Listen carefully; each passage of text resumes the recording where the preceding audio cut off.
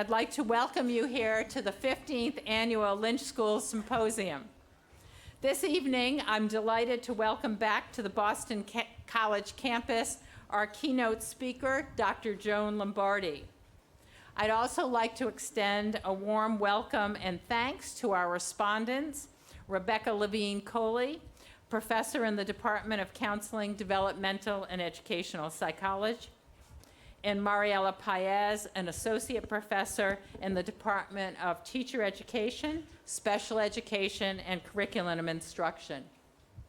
Tonight's symposium will look at the evolution of early childhood education in the United States, exploring progress since the emergence of Head Start, the dramatic shifts in our understanding of the influence of the early years on later outcomes, and where the field is moving.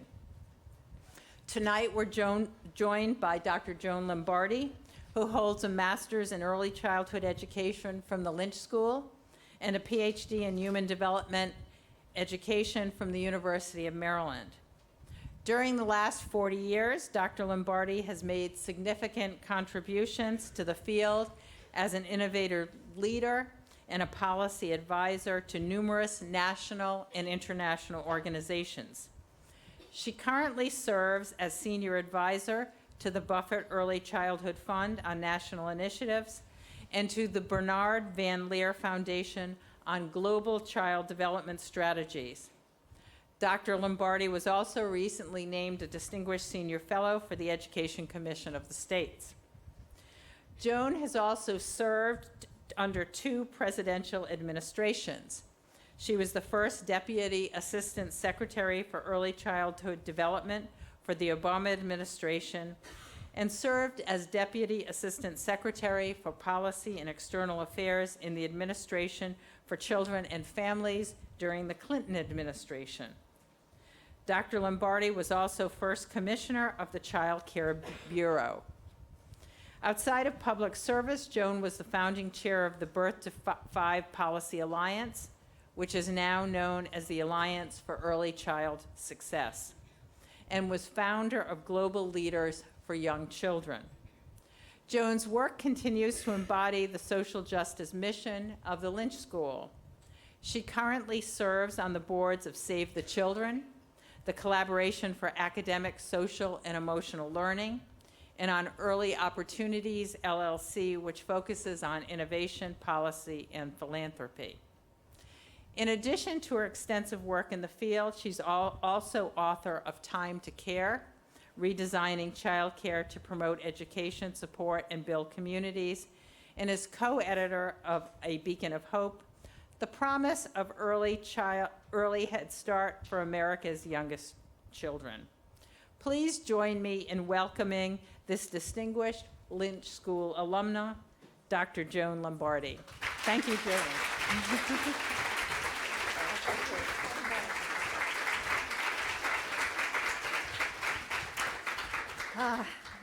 I think as you get older, you get more emotional, and it's a very emotional moment for me. It was, first of all, it's in a beautiful crowd, so congratulations on that. But it's been 4 decades since I've been here, so the place doesn't look the same.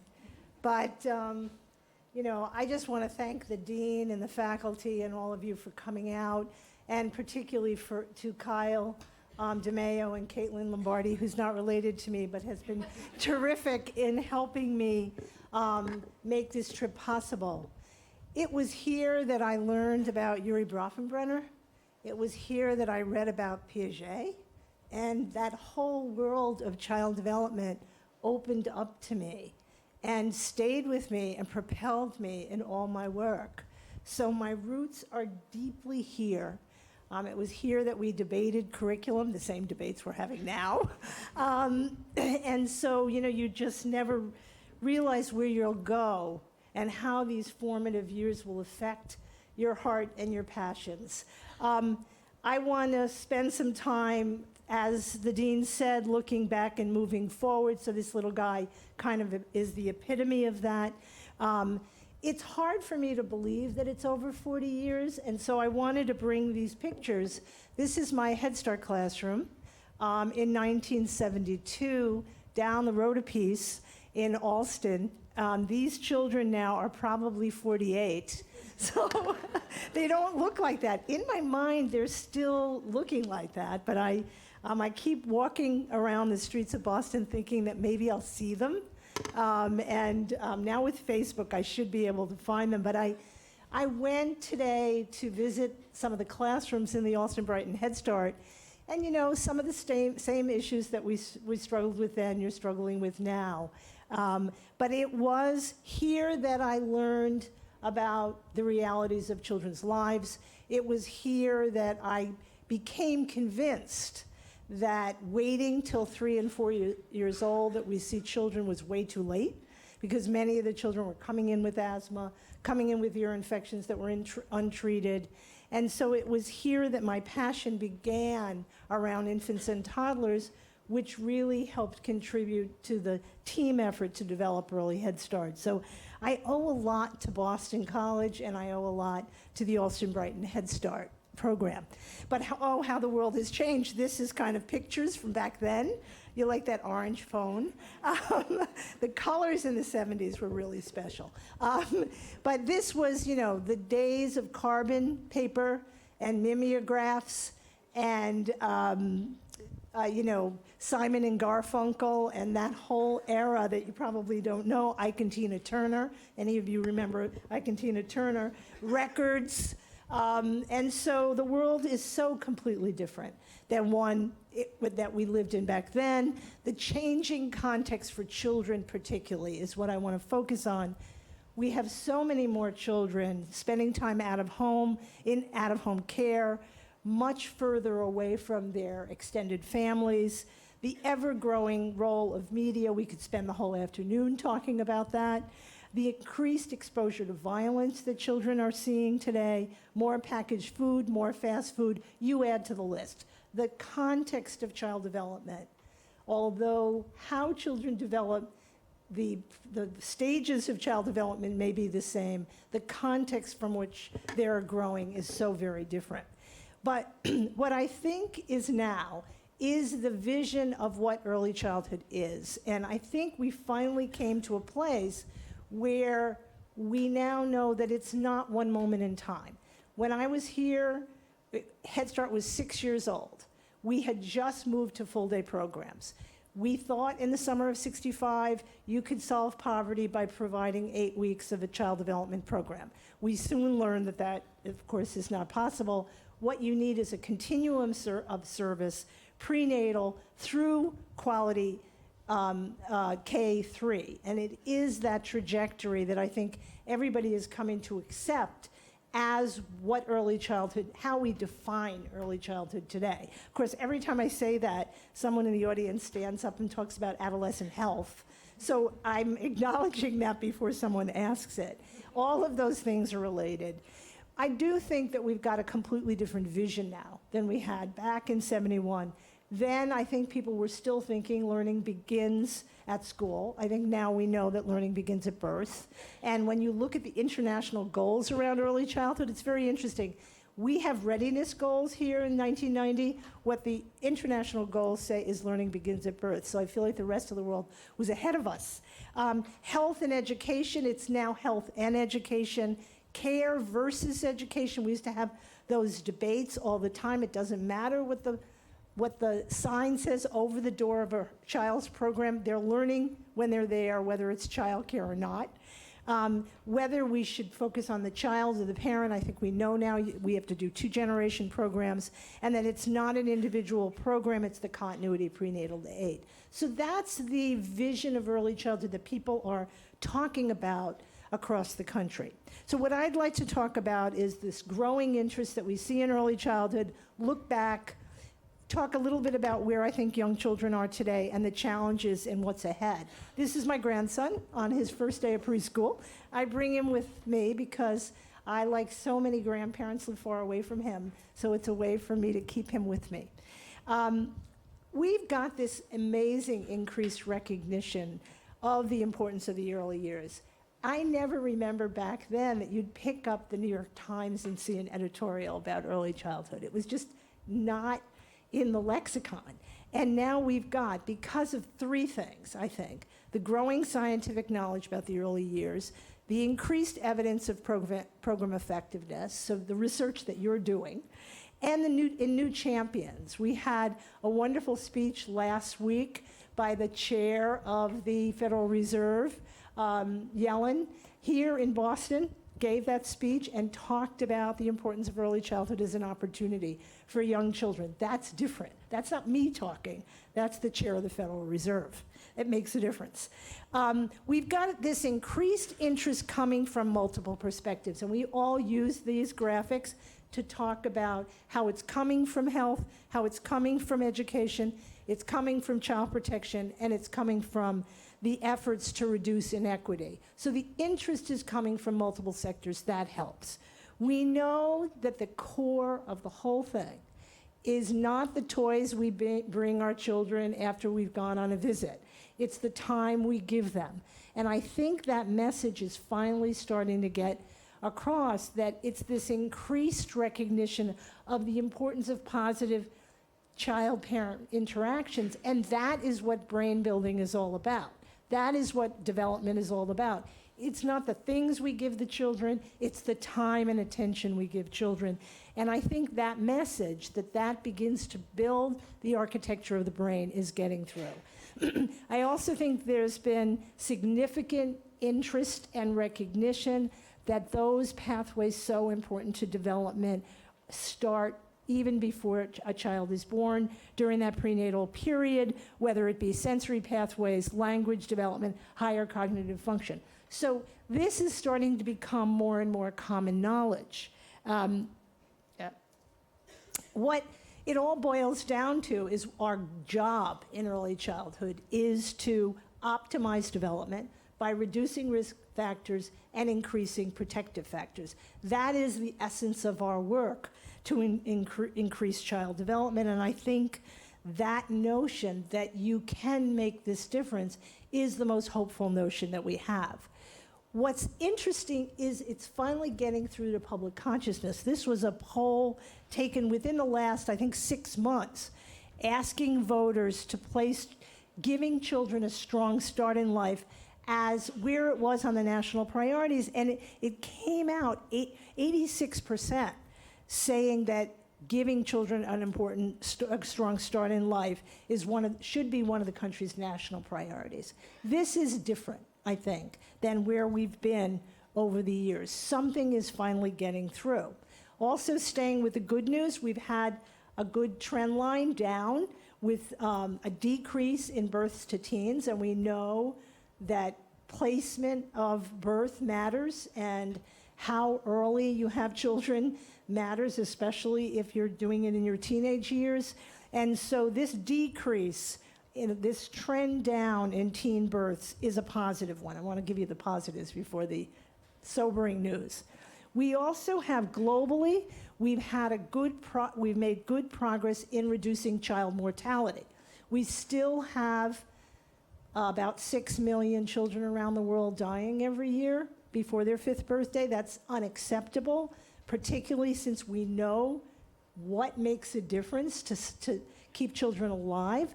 But at least the trajectory of development of child mortality is in the right direction. It's going down. What is the more sobering news is that although about 6 million children are dying before their 5th birthday, about 200 million globally are at risk for healthy development because of poverty and malnutrition. So it's not enough to just keep kids alive. We've got to make sure that they're thriving as well as surviving. So let me turn to the history of federal policy for a second in a nutshell, and I don't want to bore you with the history of federal policy, but really, we made a big, significant step forward in 1935 when the Maternal and Child Health Act passed. At that time, we were still at a point where immunizations, low birth weight, things that were not establishing a strong foundation for children were undermining their development. In the 1940s, as some of you might remember, there was this amazing movement to develop childcare across the country so that women could work in the war effort. Unfortunately, after the war effort, all of those programs closed down, except for in very few locations around the country, because the assumption was women would go home. Now, in fact, many women never went back home, but the country has had a checkered history of recognizing this fact and recognizing that really the United States today is a place where both parents are working to put food on the table. It was not till 65 that we passed Head Start, and again, the driving force of that was reducing inequality and addressing parenting. Interestingly enough, that very year before I got here, we passed the most significant Child Development Act ever, passed both houses of Congress, and we all know how hard that is these days. But it was vetoed because the feeling was that it was anti-family. And it was that point where child care went over here and education went over here. And we've had trouble bringing those pictures together. It wasn't until 1990 that we passed the first significant child care legislation. Most of it was focused on child care as a work support, not recognizing that it also should be a child development program, even though it had the word development in it. It didn't address quality issues. So that was kind of the situation up to the 1990s when this report came out. This was, cute kid, right? This was Starting Points. It was a report on the needs of children under 3 by the Carnegie Corporation. And it was the beginning effort to talk about brain development. And it was from this report, which came out in 94, right before President Clinton was elected, that began the conversation about maybe 3 is too late. Or not too late, it's never too late, but we need to start earlier.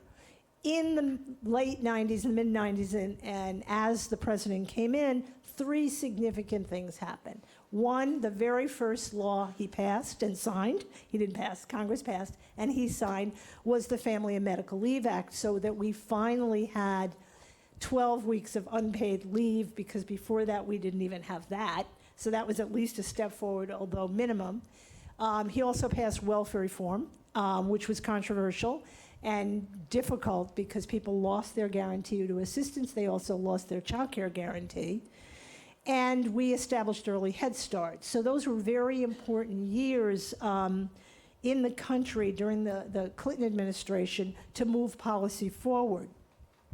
At the same time, it wasn't all happening at the federal level. It was happening in the states. Kindergarten started to grow at the turn of the century. The kindergarten advocates wanted a federal kindergarten bill, never got it passed. It's interesting, because now we're working on federal pre-K legislation, and it's still a challenge. Public pre-K started to expand. We started to get public-private partnerships, all with these great names, Smart Start in North Carolina, First Things First in Arizona, First 5 in California, so 0 to 5 partnerships. And then finally, state systems reform happened. So we had both of these things going on at the same time. So, that's kind of the backdrop of where we are today.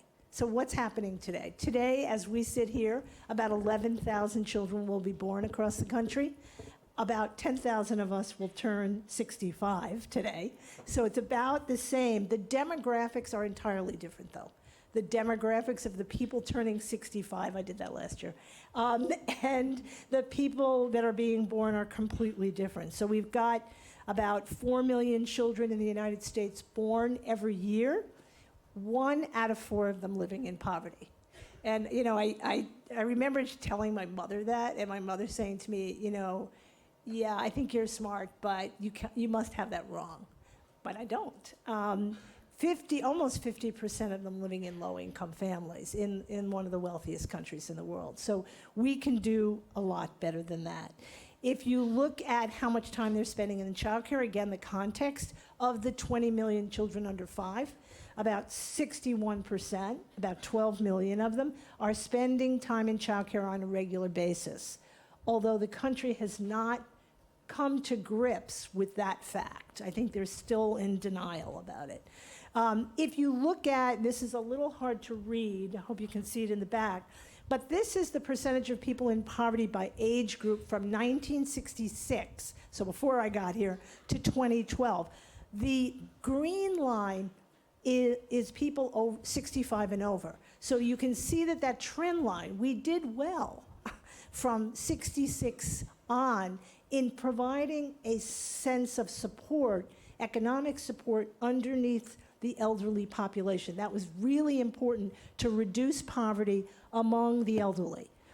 The blue line is 18 to 64-year-olds, but the red line is children, 0 to 17, and it would be more dramatic if I showed you 0 to 5. So the problem is that for our youngest children, for our children in general, we don't have the economic supports in place to make sure that they their families move out of poverty. If we look at relative poverty in 32 countries, look at us. We rank second to the last. And this is, Germany, Ireland, Switzerland, many of the OECD countries, we rank second to the last in relative poverty. If you look at infants and toddlers in deep poverty, you've got about 12% of children in deep poverty. That's 50% of the poverty line. So imagine living in Boston at 50% of the poverty line. It's hard enough if you're at median income, I'm sure. So the younger you are in the United States, the poorer you are. So infants and toddlers are poorer than children older than them. The wrong direction for vulnerability. So we've got a huge opportunity gap in the country that leads to an achievement gap that leads to a productivity gap. I mean, this is the situation that, and not to put this in productivity terms, I'm sure some people don't like that, but this is kind of the business perspective on what the challenges that we're facing today. And I think that's one of the reasons why we're getting interest in the topic. So what happens because of that?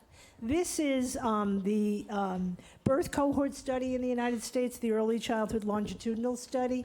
This is looking at cognitive development of infants and toddlers at 9 months and 24 months by poverty level. And so you can see that gap in cognitive development starting as early as 9 months and growing at 24 months. And if you look at the trend line, it just continues to grow over time. If we look at disparities, and I don't know why this slide does this. If we look at disparities in early development, this is the well-known Hart and Risley study that looked at vocabulary development in college-educated and less than college-educated families, and we know that there's this tremendous gap in vocabulary, and we all know that vocabulary leads to reading. I mean, there's a direct correlation between that. So why we would be waiting and getting concerned about reading in 3rd grade rather than below 3 is beyond understanding. So we have this word gap. Many of you might have heard there was a big conference about the word gap last week, and knowing that economically advantaged kids know about twice as many words, hear twice as many words as more economically disadvantaged children. But the issue is not the quantity of the words. It's the quality of the interactions. It's not just the words. I think we're putting a lot of emphasis on the number of words, but it's really what we're learning now, what some of the research that was presented last week is telling us, is it's the conversational aspect of the language development that really makes a difference. So I always want to, before I talk about the challenges, I always want to put this slide up. This is data from Head Start. As children came into the program a few years ago. And the reason I put it up, it's their scores on their PPVTs, their language tests, letter word, and applied problems as they came into Head Start. And the reason I put this up is they're all poor, but they come in at various levels of development. So just because they're poor doesn't mean that they're not doing really well in some circumstances. So, I worry in all of our effort to talk about the word gap and the impact on poverty that we're seeing children as a class rather than looking at them individually and realizing that they're coming in with potential. They're coming in with potential. It may vary, but they're coming in with potential, and we've got to build on that. So just looking at a little bit more at the data, this is a report that the McCormick Foundation put out, looking at disparities by race and ethnicity in prenatal care, with late or no prenatal care much higher in American Indian and Alaska Native families and African American families. So the disparities and the racial disparities start early. If we look at maternity leave, so remember I said that Clinton signed, the first bill he signed was the paid leave, that was a nice slip, I wish. The parental leave bill, one of the first ones we ever had. We are still the only country that does not require paid leave among the OECD countries. The only country. And when you travel a lot, I travel a lot, people ask you why. And it's so hard to explain the cultural dynamic that goes into the resistance to giving paid leave to families when we know it would be so much better if a mother or a father could stay home, I think, for at least the first year of life. But we don't have anywhere near that if we look at ourselves in relation to 38 developed countries. If you look at what that means to child well-being, so those were the policies that are not in place. This was a study that was put out a few years ago on child well-being in rich countries, a comparative overview, and it's hard to read, but I can tell you we're 26th out of 29th. So this isn't poverty, this is how are the children actually doing on a whole range of things like maternal well-being, health and safety, education, behavioral risks, housing and environment. So this is a little bit alarming to see how much we need to do to improve the well-being of children. We need to talk about this. So let's talk a little bit about challenges moving ahead. This was my grandson sent me, did this picture. He didn't do the picture, he did this lineup. He lives in New York and he's in traffic a lot. So I figure that he told me this was a traffic jam. And sometimes I feel like our policies are in a traffic jam, so I brought that with me. So where do I think I have, 6 or 7 things I think need to happen. First of all, I think we've got to start tracking, establishing child development goals and tracking outcomes at the population level. Now we all talk about we need preschool, we need this program, we need home visiting, but really what we need is a way to look at how our children are doing. Are pregnancies healthy, and are they born healthy? Are children thriving at 3? Are they eager, engaged, and ready at 5? Are they successful in school, and not just on math and literacy, but are they well-rounded at 3rd grade? So this notion of tracking child development at the population level in a community, I think, is where we need to go. The challenge is we don't have good measures. We're starting to get school readiness measures. They're being used well in some places, not well in others. But I think there is a sense of trying to track healthy development. We're very early on looking at how our 3-year-old's doing, and we need that data to really convince people that you shouldn't be waiting till kids get to school to make a difference. So tracking development at the population level. Funding to meet the needs of children and families. I always try to not put this first, although it's the thing I want to talk about the most. We've got 1 out of 6 eligible families able to access child care assistance. That means if you're in a state and the federal level says you can go up to 85% of median income to get child care assistance, if you're in line, only 1 out of 6 of you are going to get it. That's pretty outrageous. If you look at public preschool, pre-K, and Head Start together, reaches about 40% of the 4-year-olds and 14% of the 3-year-olds. That's 42 years after I did my own work. I never thought we would be that far behind. If you look at Early Head Start, the program that is really my heart, it serves less than 5% of the eligible population, and the eligible population is children in poverty. So we've got a long way to go. If you look at, this is a friend of mine, Charlie Bruner, who did this slide that looked at public investment, ages 6 to 18 is the tall column, preschool and in infants and toddlers. You see the disparity in investments. So we're spending more on the older end of education than on the lower end of education. I want those bars to be equal and not one going down and the other one going up, but more equal than they are now. So what has happened since the Obama administration? What was exciting for me, and I hope for the rest of the country, was that when the president came in, it was a very difficult time, the time of the recession, but we put $5 billion into early childhood as part of the recovery. And to me, the big message there was, if you want the economy and the country to do well, then you've got to invest in early childhood. And that was an important message. We tried to do a quality improvement plan for Head Start. We launched a new maternal, infant, and early childhood home visiting program, which is evidence-based, which is exciting. And we launched the Early Learning Challenge Fund that went to 20 states, a program that I think should have been in all 50, but at least we got to 20. And we moved to place-based strategies with Promised Neighborhoods, which was modeled after the Harlem Children's Zone.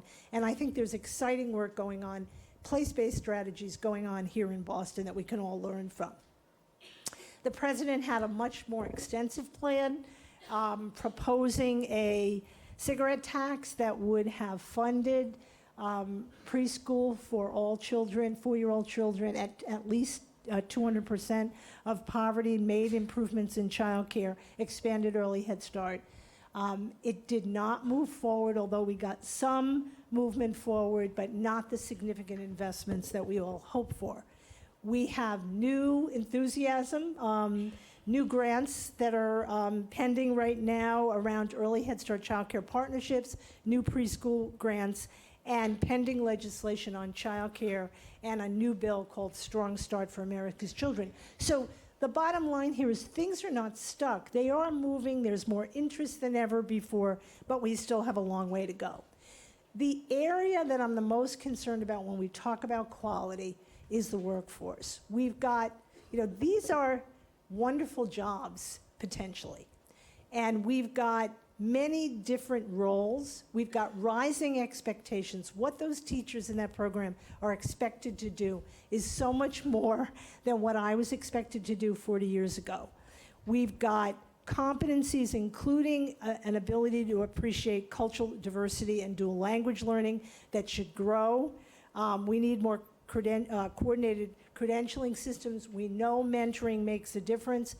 We know the capacity of the higher education system is strained, particularly if somebody wants to work with infants and toddlers. You can hardly find a course that would prepare you for the jobs.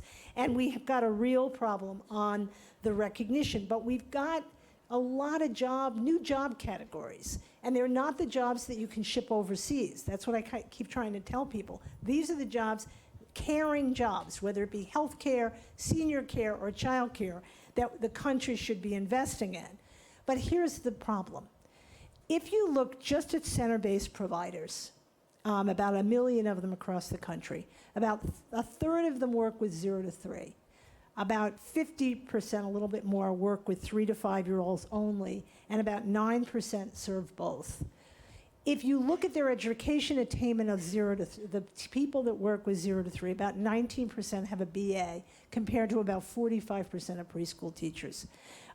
So we've got a much more educated workforce working with the older continuum of the early childhood workforce. But this is the crux of the whole issue. If you look at the median hourly wages of a center-based teacher and caregivers, and this is center-based, it's not even family child care, which is a whole nother situation. You've got people who are caring for children 0 to 3 making about $9 an hour, people working with children 3 to 5, 11, and people that work with both groups about 10. Even when you have a BA, you make about $11 an hour if you care for 0 to 3, and $15 an hour if you care for 3 to 5-year-olds. Now, this is national data. It's probably higher in Massachusetts, I can only imagine, and there's been great advocacy done here over the years. But unless we fix that situation, we're never going to get to the quality that the children deserve. So the living conditions of staff are their working conditions, and they affect the quality of what we provide for children.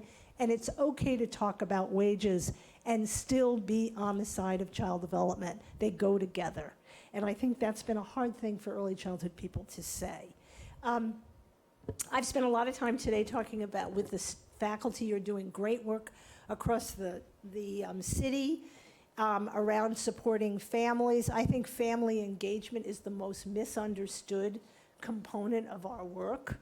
I think we're struggling with how to define it and what we want out of it. It's the goal, I say this to Head Start people all the time, the goal is not parent involvement in the program. That's not the goal. The goal is parents' involvement with their children. And we've got to keep that in front of us. And I think the more we say it, the clearer we say it, the more people will understand what they're supposed to do. It's not about how many bake sales they participate in, unless that helps them feel better about their children. That's what the whole goal is. And more, I think we need social networks of support for families. I mean, we're all split up. We're all extended all over the country. When I think of who supports my own children, I know it's not me. I will live 200 miles away. It's their friends. It's their colleagues. It's the people they meet at church. It's other people other than their traditional extended family. We have to recreate social networks. That's what gets us through in times of crisis, right? We all know that. And I think we have not been doing enough talk about fathers and grandfathers. And I'm very excited about some of the work that's going on across the country and around the world to get men more engaged in the lives of their children. We are not training teachers on why family engagement is important. We're not training enough teachers on how to get families more involved in the education and care of their children.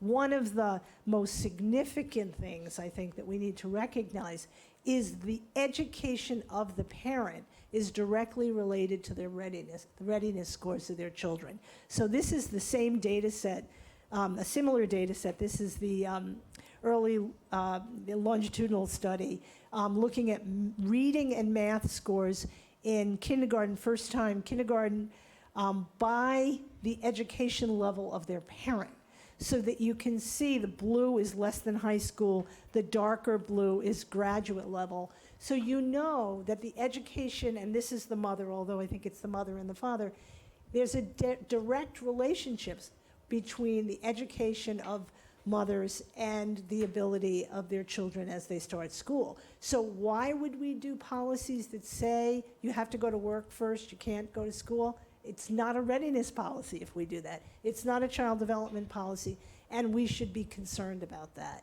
So we've got to be concerned about secondary education of families if we're concerned about early education of their children. So that's a two-generation focus. That's what we're talking about a lot now, a two-generation focus. So it's early childhood along with social networks of support and post-secondary education for their families and economic supports. That's the new think about family engagement. I've only got a few more left. We need to coordinate across our early childhood system.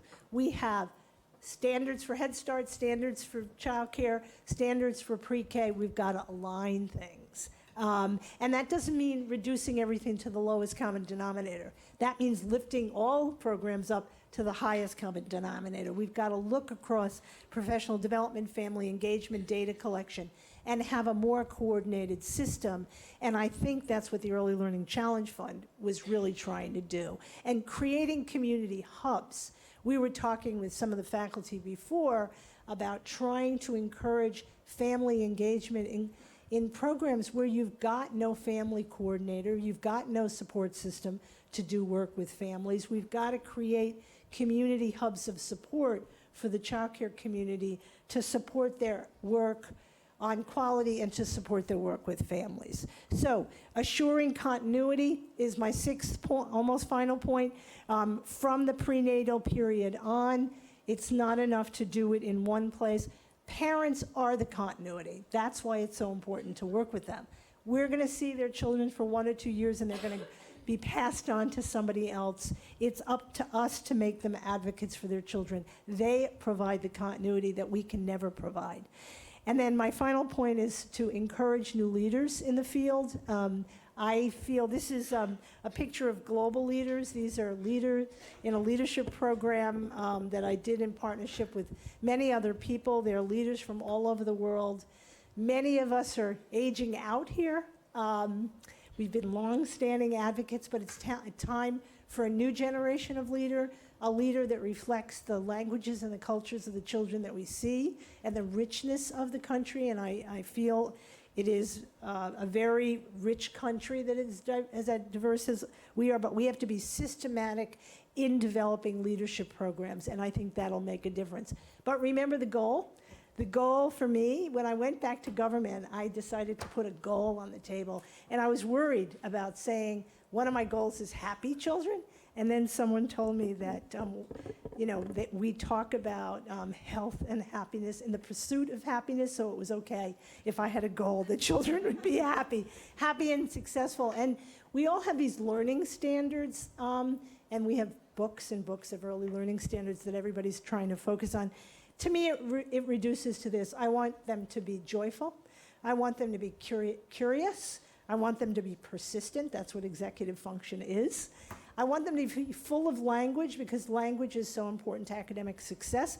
And I want order in their lives, because I think kids are leading very chaotic lives, and we have to make them more orderly, more the kind of routines that were so apparent to Maria Montessori when she was working with poor children, that you have to put order in children's lives, because order builds their sense of safety and their sense of trust in the environment. So that's my goal for children. My goal for you is to take care of your health, to take care of your family, to take care of your friends, to take care of your community, to say no if it's one more meeting that's going to mean that your own family is sacrificed, and to take care of your spirit, and to God bless you. Thank you.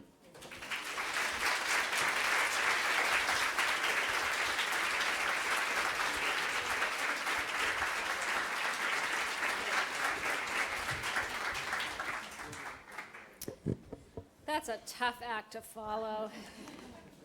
I would like to thank you very much, Joan, for joining us. That was really an incredibly broad and rich view of early childhood policy and practice.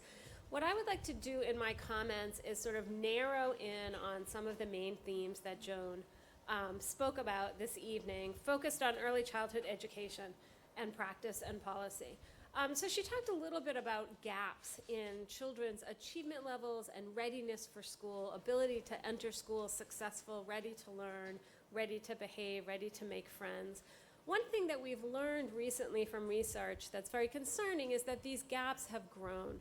So there are substantial gaps between poor children and economically advantaged children in the United States that, as Joan mentioned, start early in childhood, in infancy even. And by the time children are ready to enter kindergarten, these gaps are equal to almost one standard deviation. So if you think about, everyone knows about IQ scores or achievement scores, where the average score, the mean score is 100.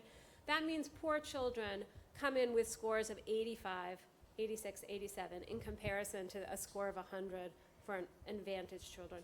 And these gaps have grown dramatically. So in just the past generation, gaps between poor and advantaged children have grown 30 to 40%. Another thing we know from recent research is that one of the main drivers of these gaps is disparities in the inputs and the resources that children have available to them. So Joan talked about the importance of language input. We also know about the importance of lots of other inputs, of learning opportunities, of consistency in their environments, of the relationships that they develop. So in the early childhood field, we have strong evidence from many decades ago about the effectiveness of intensive, high-quality early childhood education programs for poor children. So many people in the field talk about the Perry preschool program, the Abecedarian program. These are programs that provided high-quality early childhood education to poor children and saw incredible effects. So children not only entered school with much greater skills, much greater behavioral skills and cognitive skills, but those greater skills continued and increased into adulthood. So children in those programs were more likely than their peers to graduate from high school. They were less likely to have a baby as an adolescent. They were less likely to go to jail. They were more likely to have a good, stable job and higher wages in adulthood. So we know that high-quality early education programs are effective. The challenges that we face are, how do we take those to scale?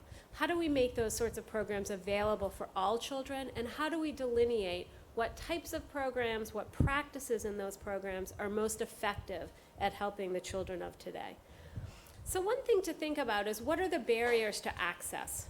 Why aren't all children in these high-quality programs? One thing simply is cost, right? So if we look at our own lovely state of Massachusetts, in 2012, which is the most recent data we have available for the state, the cost of sending one infant to childcare was over $16,000 a year. For a preschooler, it was over $12,000 a year. So the average family has 2 children. It's almost $30,000 a year simply to pay for someone to care for your children. If we think about comparing that to other basic needs or basic costs that families face, the average cost of a public education, a public college or university — this is not Boston College — an average public college or university is $11,000 in Massachusetts. So preschool costs more than university. It also costs about the same as the average amount of rent paid by a family in Massachusetts. If you own your own home, it's much larger, about $25,000 a year, but that's still less than the cost of having 2 children, right?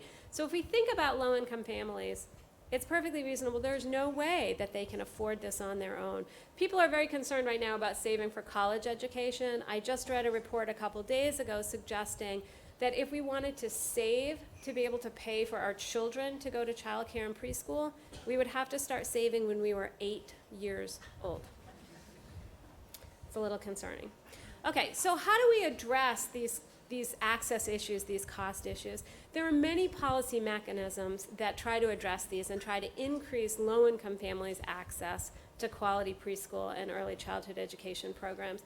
So Joan talked a lot about Head Start. Head Start is one of the primary mechanisms through which the federal government provides access to early childhood education programs. The federal government also provides quite a lot of money through block grants to the states, that the states in turn give out to low-income families to access programs. One problem is that the funding for these programs peaked in 2001 and have declined since then. States and local communities have sort of stepped into the void a little bit and have dramatically increased funding in the past decade. But indeed, in the past 2 years after the recession, we've seen decline in state funding as well.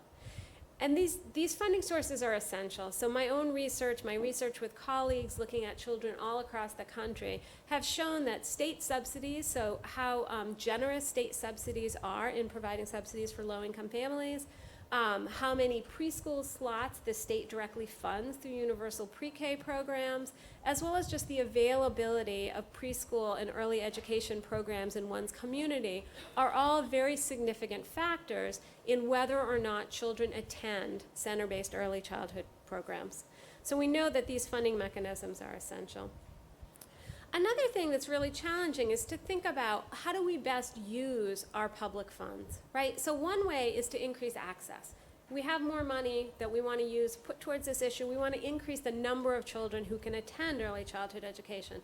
But another possible use for that money is to increase the quality of those programs. So let's look at our own state of Massachusetts and think about, how have we in this state spent our money on early childhood education. Massachusetts is known as a leader in many areas of education, and we've done some unique things in early education. So in 2005, almost a decade ago, we were the first state in the country to create a consolidated state-level department and have one person in charge of early education and care throughout the whole state. In 2006, we created a universal pre-kindergarten grant program to give monies to local communities to help improve their pre-kindergarten programs, preschool programs. We also put a lot of funding towards early childhood education scholarships. So by this I mean for adults, for students to go to school to take college-level classes and get degrees in early childhood education. In 2008, the legislature passed a universal pre-K system, although it's important to note they didn't fund it. In 2008, we also started a quality ratings improvement system, QRIS. This is a system that's now being put into place in almost every state across the country that seeks to increase the quality of early education programs. And just recently in 2011, we won a large grant from the federal government, an Early Learning Challenge grant, that again is really being dedicated towards increasing the quality of early childhood education programs. So all of this is to say, in Massachusetts, I think we've really gone more towards trying to improve quality than improve access. It shouldn't be an either or, as Joan said. We're one of the wealthiest countries in the world. We should be able to do both. So in thinking about where the money is going, one of the questions that I and my colleagues have been asking is, what are the program types, what are the program models in early education that are really most effective in supporting healthy child development? So first, let's just look at where children are. So this is a national sample of low-income preschool-age children, 4-year-old children, and we see here that only about 50% of them are in center-based early childhood education programs. So 22% in Head Start, 11% in publicly funded preschool programs, and 18% in private preschool programs. So again, only about half of low-income children are attending these programs in the year before they start kindergarten. Why is this important? This is essentially important because we know that these programs are effective in raising children's skills to prepare for school, in their cognitive skills, in their ability to pay attention. So these data are from a paper that I recently conducted with Kyle and other colleagues looking at this is a graph looking at children's reading skills after attending Head Start, publicly funded or privately funded preschool programs. And the higher level bars show the increases in reading skills in comparison to children who didn't attend preschool programs. So before I talked about the achievement gaps between poor and well-off children, attending preschool in this data set deleted about half of the achievement gaps between poor children and well-off children. It didn't erase them, but that's pretty good success, right? So let's think now, children are attending all different sorts of programs, and that's one of how the federal and state funding systems are put in place, that they provide for a lot of choice. There are Head Start programs, there are public programs, there are private programs in a lot of different locations and different auspices. But are certain programs more or less effective in helping children develop for school? What are the characteristics of programs that are most effective? If we look at the publicly funded programs, we see some really great characteristics. So Head Start programs are the programs that are most effective at keeping teachers in continuing ongoing professional education and training. We look at structured observational measures of program quality that address the materials that are available, the social setting, the consistency and regularity of the routines, the interactions between teachers and children. And we see that Head Start programs on average get very high ratings in program quality. When we look at public preschool programs, we again see some real strengths. So teachers in these programs are more likely than other sorts of early childhood education programs to have a college education. They're more likely to have a college degree in early childhood education or developmental psychology, a related field. We also have found that publicly supported programs more frequently engage in key literacy activities, language activities, and math activities that are linked to children's learning.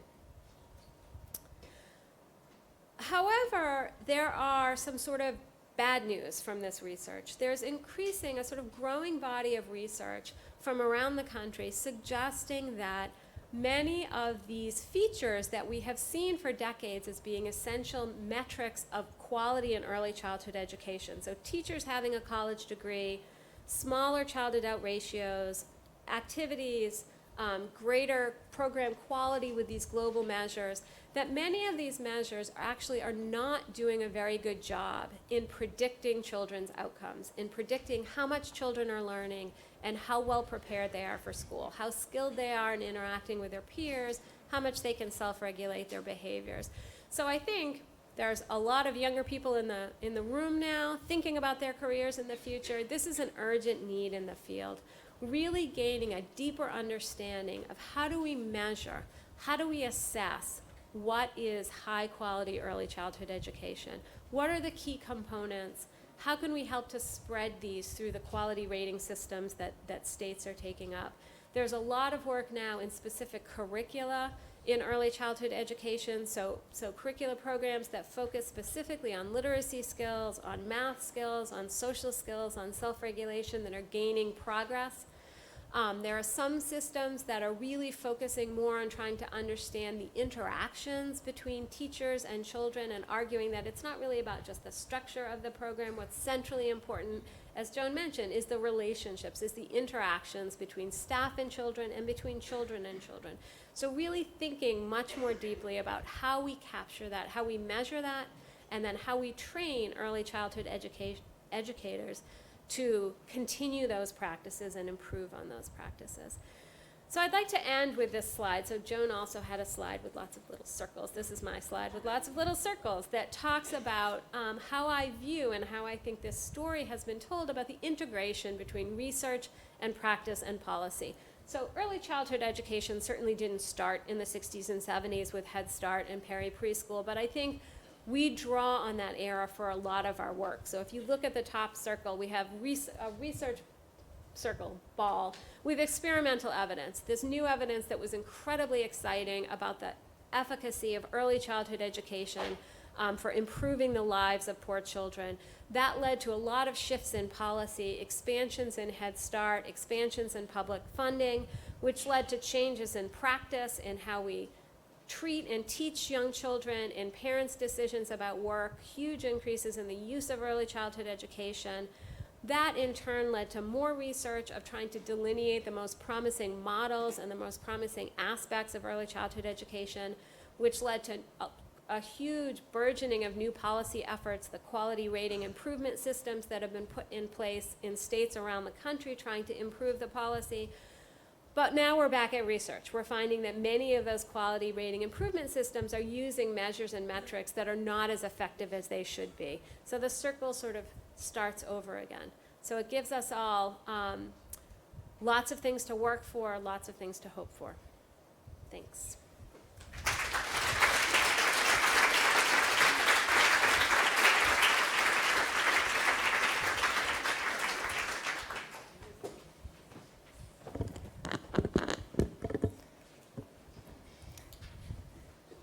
Thank you. Thank you, Dean Kenny, for the invitation to participate as part of this symposium. And thank you to Dr. Lombardi for a wonderful presentation. Really exciting to take a look back and see where we are now. And for Professor Colley's look at the national and local context. I think the information you presented on Massachusetts is important. Thank you.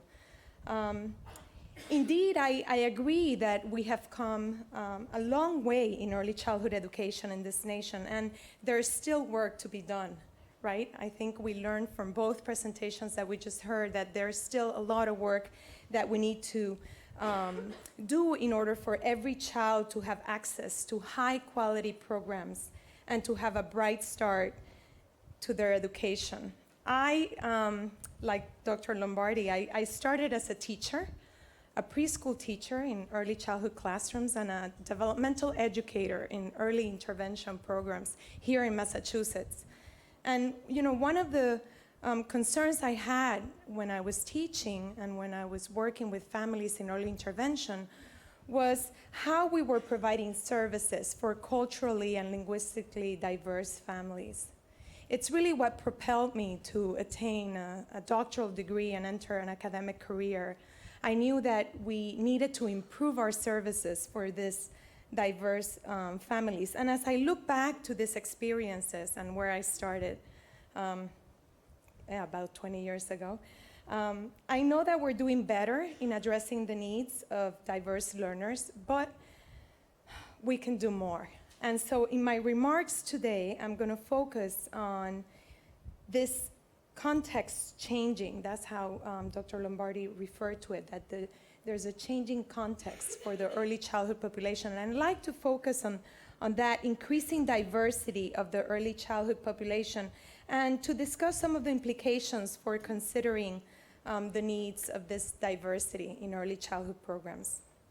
In particular, I want to talk to you about dual language learners. These are children who speak a language other than English at home and are learning 2 languages. Across the nation, we're seeing educational systems are experiencing an increase in the number of young children who enter our educational system and speak a language other than English. And look at the recent statistics. This is also, I think, reflective of a demographic shift in the United States. Nearly 1 in 4 children in the US is Latino Hispanic, and more than 1 in 5 comes from a home where a language other than English is spoken. I think if you look at the data from Massachusetts, you also find this trend. Right now, if you look at the population, 3 to 5-year-old population in the state, about 17% of that population are children who speak a language other than English at home. And so this is something that we've seen across the nation, and I think that the demographic transformation is very significant in early childhood programs. And when you look at the number of children that are entering early childhood settings who are dual language learners. With regards to their participation, we can take a look at the data from Head Start programs. In 2007, DLLs were reported to be 30% of the Head Start enrollment nationally. This, like Dr. Lombardi mentioned, is a very important program in our nation and one that has been serving increasingly DLL students. 85% of the DLLs were from Latino Spanish-speaking families. And again, this is a trend reflected in the nation in terms of immigration and immigrant families in the nation. Most of them are from Spanish-speaking groups. And so we have Head Start, who really has served the Latino population, increasingly so. But when you look at Latino children in general, what you find is that they're less likely to participate in preschool programs than any other group in our nation. And I can share with you some percentages that reflect this. For example, if you look at 4-year-olds, right now, non-Hispanic 4-year-olds, non-Latino 4-year-olds participate at a rate of 70%, and Latino 4-year-olds, 64%. And the gap is wider when you look at 3-year-olds. For 3-year-olds, about 25% of Latino 3-year-olds participate in some time of center-based program, public or private, compared to 43% of non-Hispanic children. So we have low levels of participation, uneven participation for this group of students. And even though we have those low levels of participation, we have research indicating that participating in these programs can have clear benefits for these students. So there's research showing that students participating in early childhood programs can learn language, early literacy, math, science, self-regulation skills, which are very important for school readiness. In addition, the findings about early childhood programs and benefits to children is especially true when you look at children that are experiencing multiple risk. So children that are living in poverty or deep poverty, like Rebecca just mentioned, children who are living with a teen mother or with parents who lack a high school degree. All of these types of risk and the students that experience this can benefit from early childhood. And so I think that thinking about dual language learners is important, and Latino children in particular, because we want to increase their access to early childhood programs, and we want to increase their participation. But I also think it's important to consider the case of dual language learners because they're presenting a unique, distinct developmental profile. Let me tell you what I mean by this. In the past 10 years, we've seen an increase in research with young DLL students and children. And now we have this understanding that we need to consider development for these children within their social, cultural, and historical context. We have evidence showing that DLL children demonstrate particular developmental pathways in cognitive, language, and social-emotional skills that are different from monolingual students. And these differences need to be considered in early childhood research policy and education. Recently, I co-authored a report, a social policy report for the Society of Research in Child Development with a group of esteemed colleagues, and we were highlighting some of these findings about the differences when considering development for multilingual children, bilingual children. And I want to highlight a few of these important findings about the unique profiles of these students. So regarding language and literacy, right, that's the most evident difference for these students. Regarding language and literacy skills, research has found that DLL children are developing receptive and expressive skills, so language skills in 2 languages, and that their level of proficiency and their knowledge in these languages might vary according to the quality and the quantity of exposure. So quantity and quality of input is important, and it varies across contexts when you consider the home, the school, the community. Another important finding from the research is that we want parents to expose children to the best, richest linguistic environment possible. And this is why we want to support parents using the language that they feel most comfortable in, that the language that they are proficient. Along with this finding, there's considerable evidence supporting maintaining the first language and the contributions of first language to learning a second language. We now have evidence that supports how children can effectively acquire a second language, and they can do this more quickly if they have a good foundation in the first language. And finally, the report also summarized some of the linguistic, cognitive, and cultural benefits of bilingualism and multilingualism. And so if we consider and take into account this unique profile and the characteristics of DLL students, how can we best serve these students? And how do we define high quality for this population? Both presentations talked about the importance of quality, and I think that what we need for quality is basically a new definition.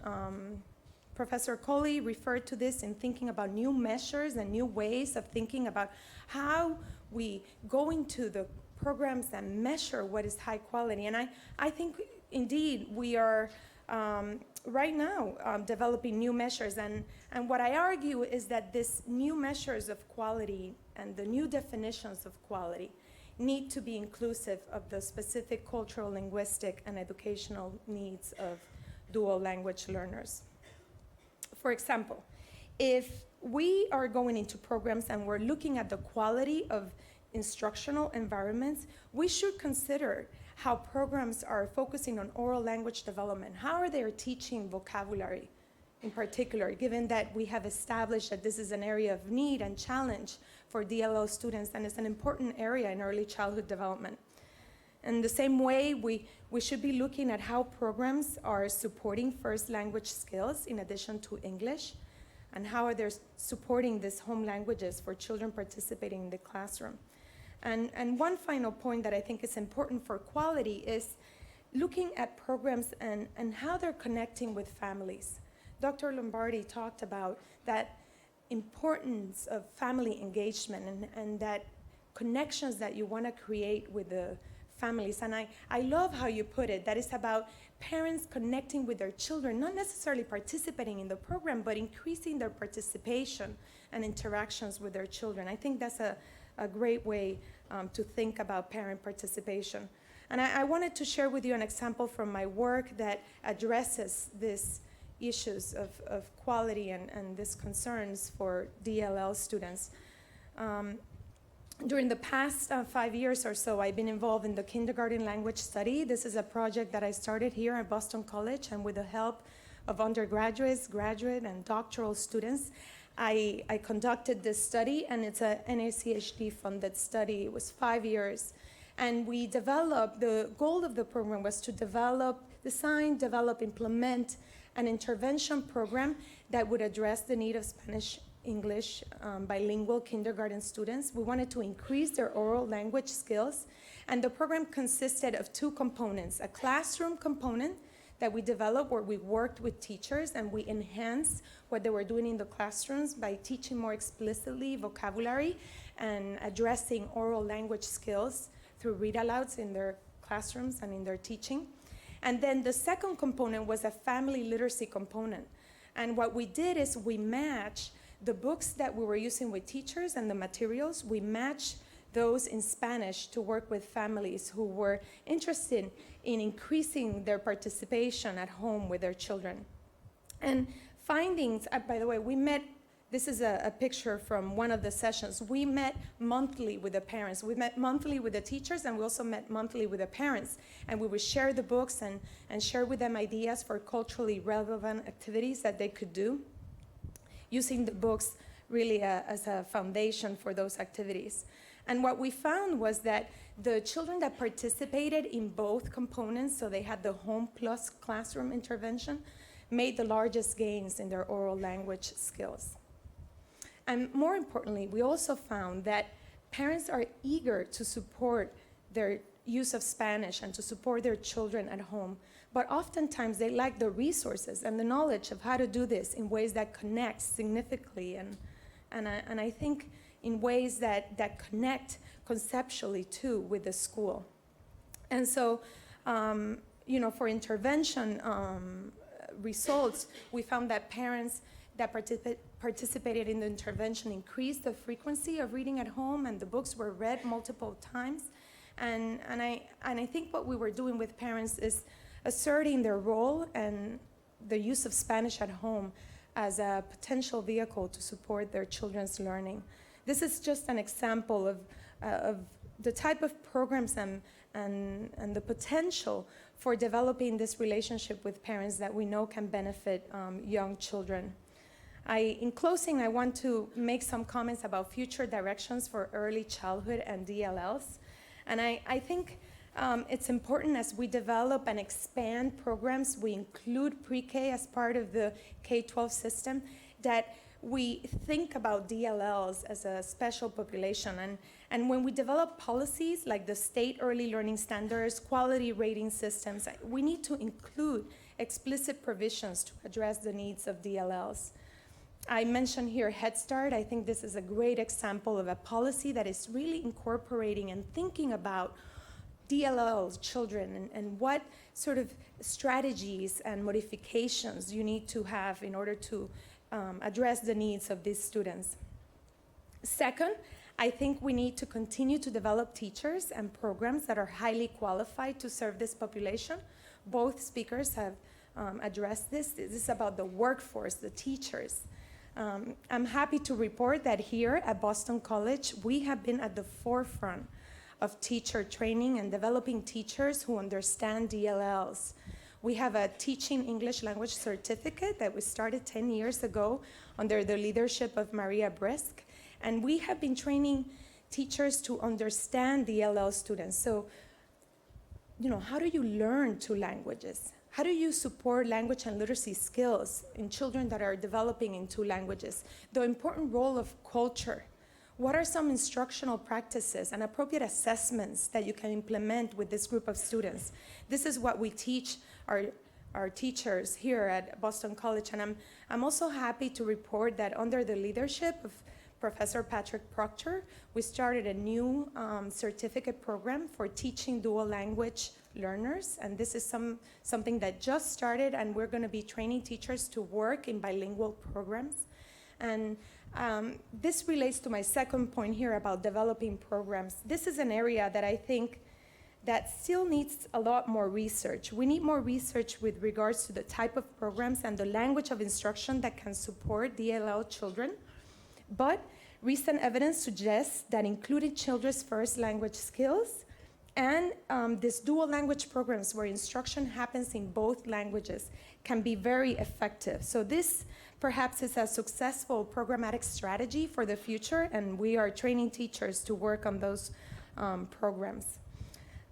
Finally, I think as we move with areas of research that we know are underway in early childhood, we need to consider the approaches for DLL. So curricula, Professor Colley mentioned that there's right now in the United States, we have a couple of research programs that are looking at early childhood curricula. And I think we need to consider how that curricula works for DLL students. We need to include them in the studies and investigations that are looking at this curricula. Dosage, that's another area that I think we're doing right now, studies in this area of dosage. Do you want 1 year, 2 years? And like Professor Colley said, it's about resources. So if you have limited resources, how do you distribute those resources and make decisions about the best use of resources? Birth to 5, do we focus on the 3-year-olds, on the 4-year-olds? Access versus quality, these are important questions that I think we still are trying to figure it out. 2 more ideas for future research. I think we need more studies on the best strategies for engaging families, especially culturally and linguistically diverse families, and best strategies to transition children and families from early childhood settings to the K-12 system. I think transitioning is an important aspect, and it goes back to alignment.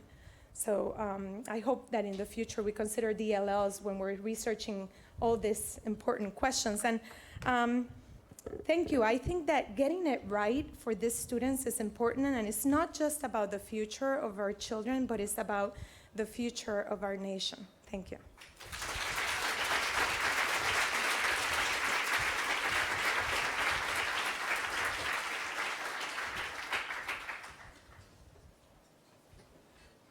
Thank you for this impressive series of presentations, and packed with a lot of information, really highlighting the expertise that currently exists in the Lynch School and what our alumni bring to the conversation and the table with many years of experience.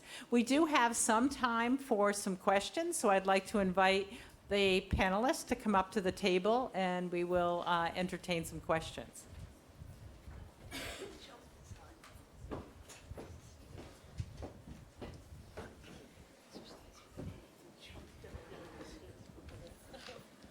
People have to leave.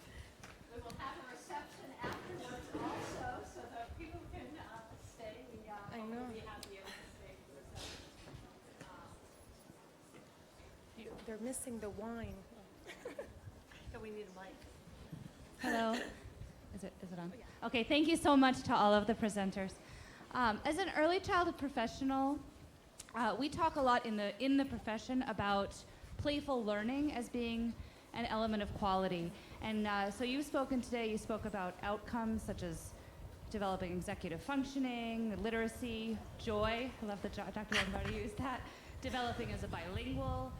And we know that all of this can happen through play, but I don't hear the words playful learning coming to the top of the policy conversation. And I wondered if you had any suggestions of how can we propel that term forward and that idea? Well, I think we should start using it more. That's a start. You're absolutely right to call us out on that. And I mean, I think the way you put it, playful learning, is the way to put it. You know, so we've had, from the time I was here, we had these debates about play versus, academics. And I think we've transcended that now, and that using terms like playful learning will be helpful, but we shouldn't shy away from the word play. Early childhood is playful learning. I would just concur with that. I think that there is a lot of attention now being paid to curricula in early childhood, and I think we need to be careful with the language we use. Because when people think curriculum, they often think worksheets and, very structured. So I think it is important, the language we use when we're talking about early childhood, and to make sure that it's developmentally appropriate language. And I would say that one of the concerns I have with the current expansion of public preschool is that we lose the importance of playful learning. Teaching young children is not like teaching first grade or second grade. It's very different, and you need that playful learning, and you need the curricula that is developmentally appropriate. And so I agree. I think playful learning is at the core of teaching strategies with young children, and I hope that we continue to emphasize that, even with the expansion to the K-12 system. What does it mean that we've gotten to the point where we can't say that word? I mean, it's really very interesting that you had to bring it up, right? It's amazing. Thank you so much for being here tonight. My name is Lauren Nelson. I'm from Cambridge College, and I'm asking this question as a non-education major, so bear with me. But one of the statistics that you spoke about in particular was 1 out of 4 kids live in poverty, children, and the effects of that. I'm kind of curious, as children grow, sometimes their socioeconomic status changes. How does that affect their developmental process? And is that something that factors into your research? Well, I think there is a cumulative effect of poverty. So the longer we know that from the research, the longer you're in poverty, the more significant the impacts are. So, I think you worry less when people come in and out, but what we see for a large group of children is prolonged poverty. So over multiple years, and that is where we have a bigger concern. So it does make a difference. I would add to that also a couple of things. One is that research, there's some really nice studies that have looked at the developmental timing of poverty. So does it matter if you're poor during early childhood versus during middle childhood versus during adolescence? And what those studies show is that it does matter, and that early childhood poverty is the most detrimental.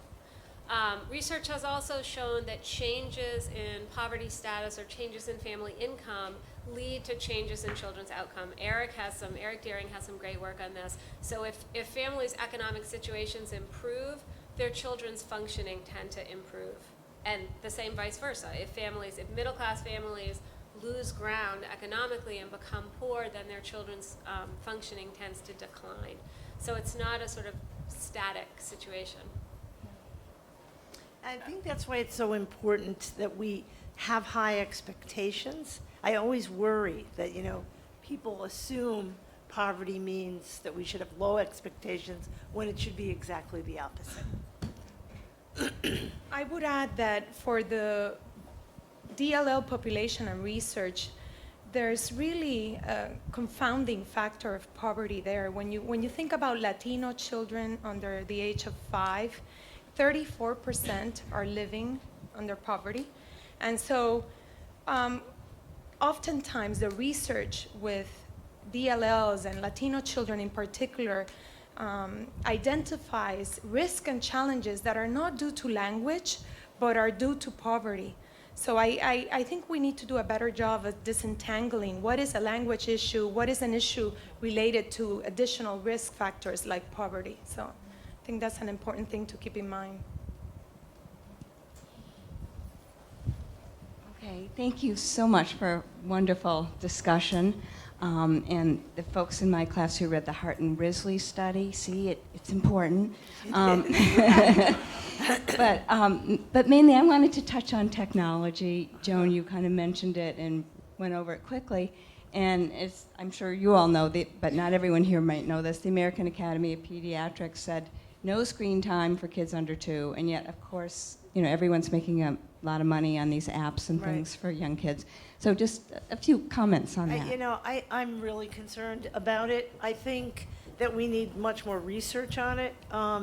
The Academy said no television for children under 2. I think they're still talking about, what's the difference between television and screens, because there is a difference, and so there's more debate going on about that. If you look at the percentage of children that have screens in their bedrooms that are under, under 2, it's pretty big concern.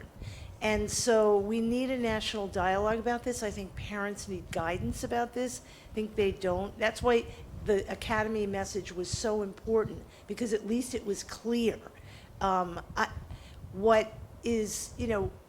do you distinguish between Skyping with your grandchild on Sunday morning and prolonged exposure, to screens? How do you get over the fact that we've got a digital divide economically? And what does that mean? So we've got a lot of discussion and debate, but personally, I'd like to see kids go outside more and interact with nature more and interact with their parents more. Every place I go, people want to talk about apps for parenting, apps for children, and I think it's fine if it brings parents together with their children, but not separates them. And that's what I see happening. I agree completely. I mean, we could spend the whole day talking about, and you have wonderful people here in Boston that have been at the forefront of raising the concern about this issue, but I also think we have to be realistic about the lives that families are leading now and find a balance. And I think certainly with older children and adolescents and adults, there's a lot of good research showing specific effects of specific aspects of technology use. So for example, cell phones and computers at night before going to bed. So cell phones and computers, even more than TV, tend to be used at very close proximity to your face. And so the light from them has a much more disruptive effect on sleeping patterns.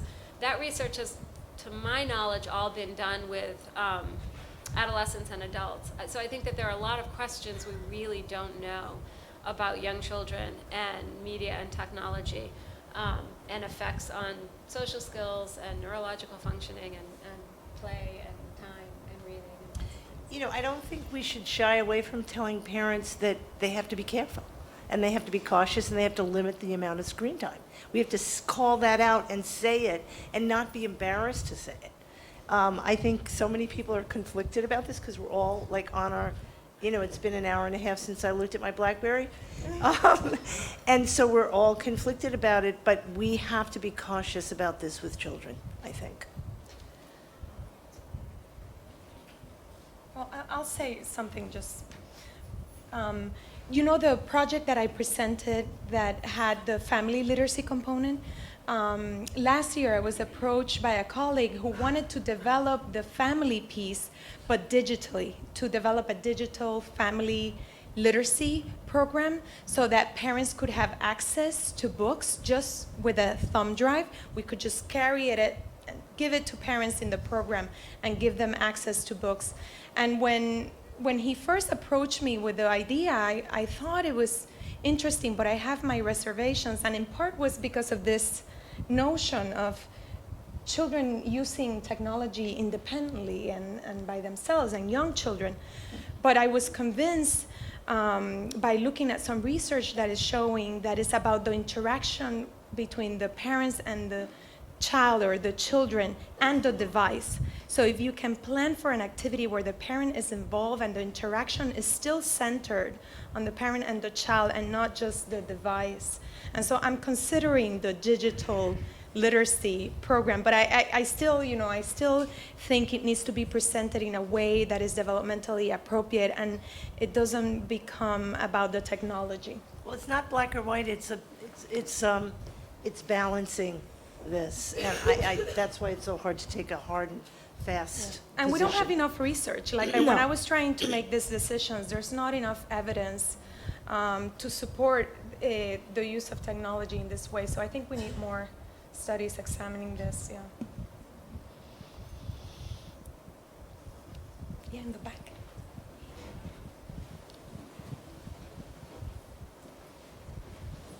I'm actually a doctoral student in higher education, so the other end of the spectrum.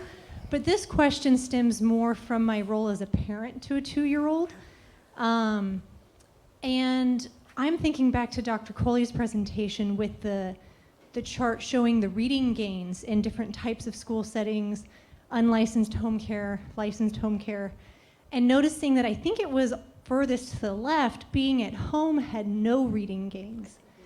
So I was wondering if you could say a little bit more about that, because that startled me. I stayed home with my son for the first year. BC very kindly let me defer my acceptance. And so I'm fortunate not to fall into the income bracket that I believe your research was on. But I was just wondering if you guys could talk a little bit about how income level affects parents at home, or maybe this is beyond the scope of this discussion, Right. about early child care centers. There are many ways to answer that. First, I will say on just a basic sort of methodological manner, that was mostly due to just the way we presented the graph. So the comparison group was for children in parent care. That does not mean that children in parent care didn't have any gains. We were just showing the gains of children in early childhood education in comparison to the gains of children in parent care. So that's one thing. Secondly, I think you raise a really interesting point about the sort of intersection between home environments and early education environments.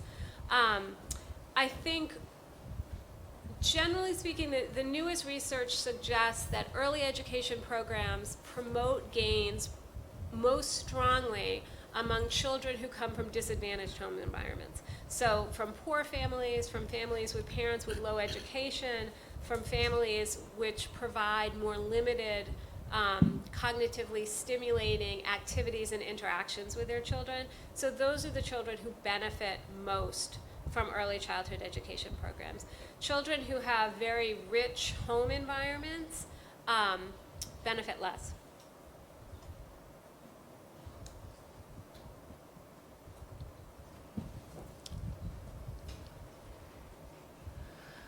Are we ending on that? Well, I think everyone's getting hungry and thirsty, and we've had a very, very rich presentations here, and I'd really like to thank Joan Lombardi for coming back to Boston College after 40 years, and for Kyle DeMeo for giving me the idea, and for Rebecca and Mariella for giving their rich comments today. So thank you all for being here.